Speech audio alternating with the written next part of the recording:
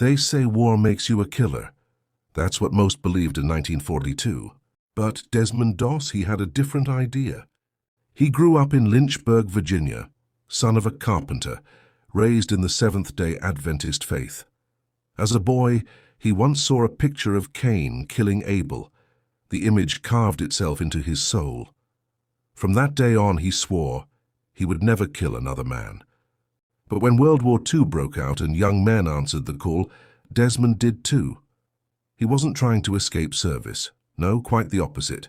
He wanted to serve without ever taking a life. He wanted to heal. So in April 1942, he enlisted in the U.S. Army. Not as a rifleman, not as a machine gunner, but as a combat medic. No weapon, no violence, just a medical kit and a prayer. Right away, the Army didn't know what to do with him. They laughed, they cursed him. His own unit called him a coward. He wouldn't touch a rifle, wouldn't train on Saturdays because of the Sabbath. His commanding officer even tried to court-martial him for insubordination. But Desmond never raised his voice. He just said, "I'm here to serve, I just won't carry a weapon." Eventually, after much resistance, the Army relented. He was allowed to serve as a medic, unarmed, in one of the most dangerous combat roles of all. They didn't think he'd survive. They were wrong. Before Okinawa, there were other islands. In 1944, Doss was shipped to the Pacific with the 77th Infantry Division. First stop, Guam, then Leyte in the Philippines. There, Desmond began to show what kind of man he was. He dragged wounded men out of enemy fire, bandaged them with trembling hands, gave them morphine and whispered, "You'll be okay. You're going to make it." Underneath shell fire, he crawled into mud-soaked foxholes and jungle thickets to reach the dying. Never with a gun, just his Bible in one pocket and his medical tools in the other. His fellow soldiers began to notice. The coward they'd mocked was running into danger, not away from it. But it wasn't until they reached Okinawa, the bloodiest battle of the Pacific, that Desmond Doss would etch his name into history. The Maida Escarpment was a 400-foot cliff, jagged and sheer like a giant's broken tooth. The Americans called it Hacksaw Ridge. The Japanese had fortified it with bunkers, tunnels, and machine gun nests. Every inch was defended. The 77th Division was ordered to take it. On April 29, 1945, they began the climb. Cargo nets hung over the cliff's face, men clambering up into hell. Desmond went with them, his medic bag slung on his back. For days the battle raged. Mortars screamed, machine guns spat death, bodies fell like ragdolls from the ridge. Doss moved through it all like a ghost, low, quiet, fast. He patched wounds, dragged men back, whispered encouragement. He never picked up a weapon, not once. But May 5th, that was the day everything changed. That morning, the Americans were driven back in a brutal counterattack. Chaos erupted. Soldiers screamed. Some leapt off the cliff to escape.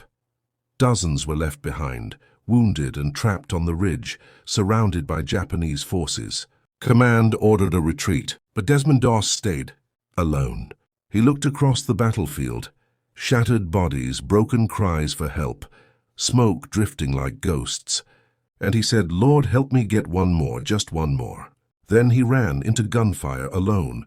He found a wounded man, dragged him to the cliff edge, tied a rope around his chest, lowered him, hand over hand, down the escarpment. Then he ran back. He did it again and again and again for 12 hours. Under fire, no weapon, no covering squad. By the time he was done, he had saved at least 75 men, maybe more, even wounded enemies. He didn't care about uniforms. He cared about life. Some of the men he saved were the very ones who'd mocked him, called him a coward. They wept when they saw him, because they knew that ridge wasn't held by rifles or artillery.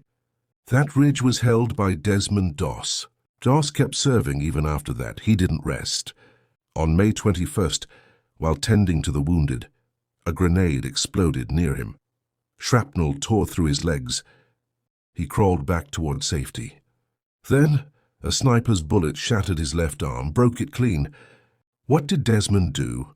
He fashioned a splint out of a rifle stock, not to shoot but to support his limb, and dragged himself over 300 yards to an aid station. On the way, he saw another soldier worse off than him. He gave up his stretcher for that man. That's who he was. When the war finally ended, Desmond came home to a hero's welcome. He was awarded the Medal of Honor by President Truman himself. The citation read, "For gallantry and intrepidity above and beyond the call of duty." He was the first conscientious objector in American history to receive that honor. But if you'd ask Desmond about it, he'd just shake his head and say, "I didn't deserve it. God did it all." He lived quietly afterward, a carpenter like his father, and rarely spoke about the war. He passed away in 2006 at the age of 87. There's something sacred about what Desmond Doss did. He wasn't fearless, he was terrified, and by his own admission, but courage isn't about the absence of fear. It's about doing the right thing in spite of fear. Desmond didn't carry a weapon, but he carried his convictions. He carried his wounded brothers. He carried the weight of a battlefield alone, with nothing but faith and grit. He didn't ask, "What's in it for me?" He asked, "How can I help?" and just one more.